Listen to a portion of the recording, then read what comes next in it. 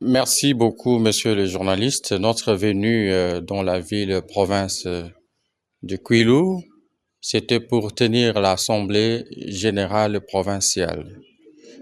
C'est-à-dire que nous devrions faire le rapport des activités que nous avions eu à mener pendant 3 ans dans le cadre du syndicat national de professionnels en santé communautaire.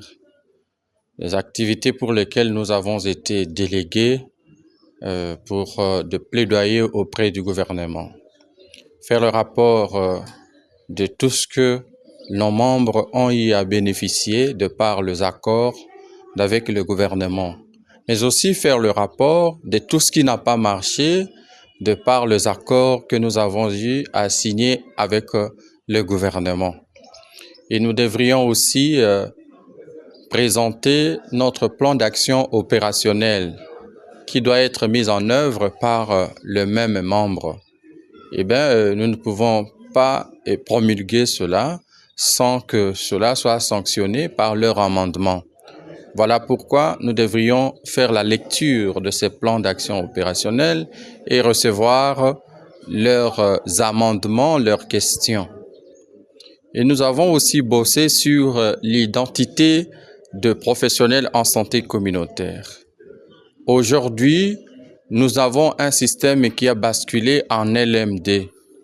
Fort malheureusement, jusqu'au jour où nous sommes, tout celui qui a fini en santé communautaire est affecté et avec comme job description les soins infirmiers.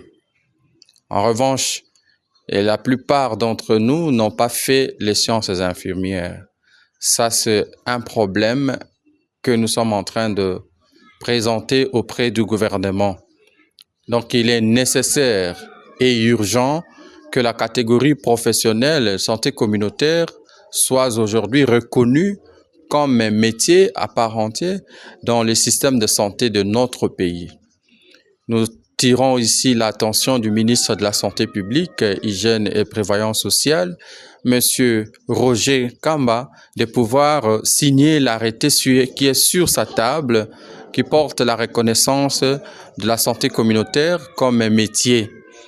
Eh bien, nous attirons ici l'attention de Madame la Première ministre de notre pays sur les engagements que le gouvernement a eu à prendre avec nous. Et jusqu'à ce jour, au moins 80% de ces engagements n'est pas respecté. Alors, nous avons lancé l'ultimatum.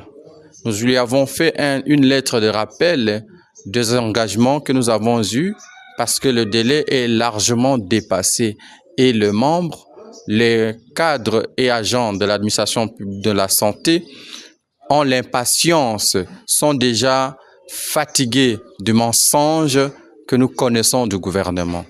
Et d'où, si la Première ministre ne répond pas favorablement aux engagements qui ont été pris par le gouvernement, eh bien, le syndicat du secteur de la santé ne peut que respecter le mot d'ordre qui sera donné par le coordonnateur de l'intersyndical, comme il a déjà annoncé dans sa déclaration.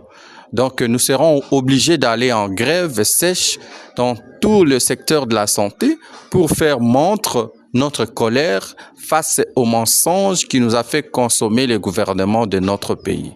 Voilà un peu en résumé le sens de notre descente ici dans la ville-province de Kwilu. Nous sommes à Kikwit. Merci beaucoup. Camarade A. Camarade